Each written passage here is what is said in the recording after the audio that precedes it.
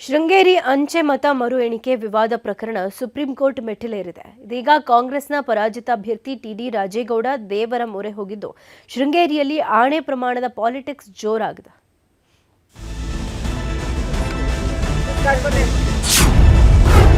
ಶೃಂಗೇರಿ ಅಂಚೆ ಮತಗಳ ಮರು ಎಣಿಕೆ ವಿವಾದ. ಬಿಜೆಪಿ ಕಾಂಗ್ರೆಸ್ನಲ್ಲಿ ಆಣೆ ಪ್ರಮಾಣ ಪಾಲಿಟಿಕ್ಸ್.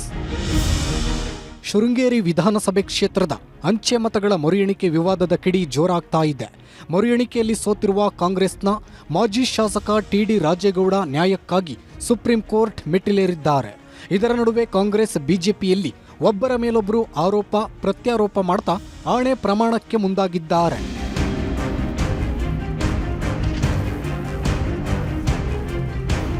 ಚಿಕ್ಕಮಗಳೂರು ಜಿಲ್ಲೆಯ ಕೊಪ್ಪದ ಗಬ್ಬಾನಿಯ ಶ್ರೀ ವೀರಭದ್ರೇಶ್ವರ ಸ್ವಾಮಿ ಭೂತಪ್ಪ ಸ್ವಾಮಿ ದೇವಸ್ಥಾನದಲ್ಲಿ ಬಿಜೆಪಿ ಶಾಸಕ ಜೀವರಾಜ್ ಅವರ ಬೆಂಬಲಿಗರು ಆಣೆ ಪ್ರಮಾಣ ಮಾಡಿದ್ರು. ನಮ್ಮ ಮೇಲೆ ಸುಳ್ಳು ಆರೋಪ ಮಾಡುವವರನ್ನ ತಾವೇ ನೋಡಿಕೊಳ್ಳಿ, ನಾವು ತಪ್ಪು ಮಾಡಿದ್ರೆ ನಮಗೆ ಶಿಕ್ಷೆ ಆಗಲಿ ಅಂತ ದೇವರಲ್ಲಿ ಪ್ರಾರ್ಥಿಸಿದ್ರು.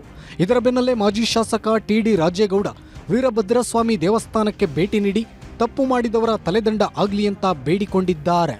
ಯಾರಿಗೂ ಇದುವರೆಗೂ ನನ್ನ ಜೀವಮಾನದಲ್ಲಿ ಕೆಟ್ಟದಾಗಲಿ ಅಂತ ನಾನು ಬಯಸಿಲ್ಲ.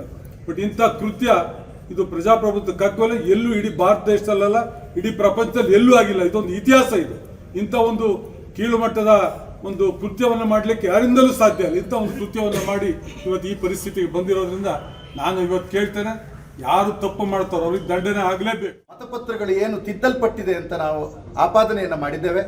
ಪೊಲೀಸ್ ದೂರನ್ನು ಕೊಟ್ಟಿದ್ದೇವೆ. ಬೇರೆ ಬೇರೆ ಇಲಾಖೆಗಳಿಗೆ ನ್ಯಾಯಾಲಯಗಳಿಗೆ ತಿಳಿಸಿದ್ದೇವೆ.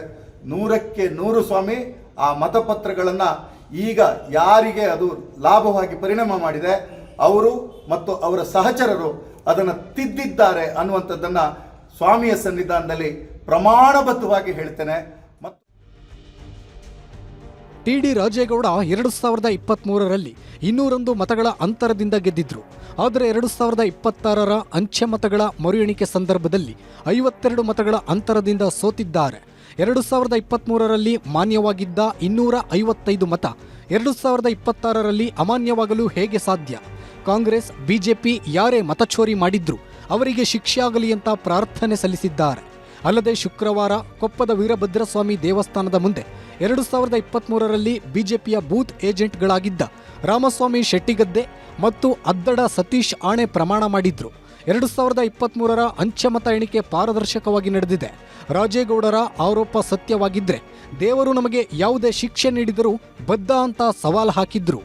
ನಮಗೆ ಏನು ನಮ್ಮ ಮೇಲೆ ಆಪಾದನೆ ಹೊರಿಸಿದ್ದಾರೆ, ನಮ್ಮ ಪದೇ ಪದೇ ನಮ್ಮ ಮೇಲೆ ಆಪಾದನೆ ಹೇಳ್ತಿದ್ದಾರೆ, ಅವರಿಗೆ ತಕ್ಕ ಶಿಕ್ಷೆಯನ್ನು ನಾನು ತಪ್ಪು ಮಾಡಿದರೆ ದೇವರು ನಮಗೆ ಶಿಕ್ಷೆ ಕೊಡಲಿ, ನಾವು ಅನುಭವಿಸ್ತೀವಿ. ನಾವು ಮಾಡದೇ ಇರೋ ತಪ್ಪನ್ನು ನಮ್ಮ ಮೇಲೆ ಹೊರಿಸಿದ್ರೆ ನಾನು ದೇವರ ಹತ್ರ ಕೇಳ್ಕೊಳ್ಳೋದಷ್ಟೇ, ಅವರಿಗೆ ತಕ್ಕ ಶಿಕ್ಷೆ ಕೊಡಬೇಕು. ನಾನು ಇದರಲ್ಲಿ ತಪ್ಪು ಎಸಗಿಲ್ಲ. ಅಕಸ್ಮಾತ್ ನಾನೇನೋ ತಪ್ಪು ಮಾಡಿದರೆ ನಾನು ನಾಶ ಆಗಿ ಹೋಗಬೇಕು. ಅದಿಲ್ಲದೆ ನನಗೆ ಸುಖ ಸುಮ್ಮನೆ ಈ ರೀತಿಯ ಅಪವಾದವನ್ನು ಹೊರಿಸಿ ನನ್ನ ಚಾರಿತ್ರವಾದ ಮಾಡ್ತಾ ಇರೋರು ಯಾರಿದ್ರೆ ನಾನು ಅವ್ರು ಹಾಳಾಗಿ ಹೋಗಲಿ, ನಾಶ ಆಗಲಿ ಅಂತ ಹೇಳಲ್ಲ. ಭೂತರಾಯ ಸ್ವಾಮಿ ನೀನು ನೋಡ್ಕ ಅಂತ ನಾನು ಕೇಳ್ಕೊಳ್ತಾ ಇದ್ದೀನಿ. ನಿನ್ನೆಯೂ ಕೂಡ ಧರ್ಮಸ್ಥಳ ಮಂಜುನಾಥೇಶ್ವರ ಕ್ಷೇತ್ರದಲ್ಲಿ ಸತೀಶ್ ಹಾಗೂ ರಾಮಸ್ವಾಮಿ ನಾವು ತಪ್ಪು ಮಾಡಿಲ್ಲ ಅಂತ ಪ್ರಮಾಣ ಮಾಡಿದ್ದಾರೆ. ಒಟ್ನಲ್ಲಿ ಮುಂದಿನ ದಿನಗಳಲ್ಲಿ ಈ ಆಣೆ ಪ್ರಮಾಣ ಪಾಲಿಟಿಕ್ಸ್ ಎಲ್ಲಿಗೆ ಹೋಗಿ ನಿಲ್ಲುತ್ತೋ ಕಾದು ನೋಡಬೇಕು.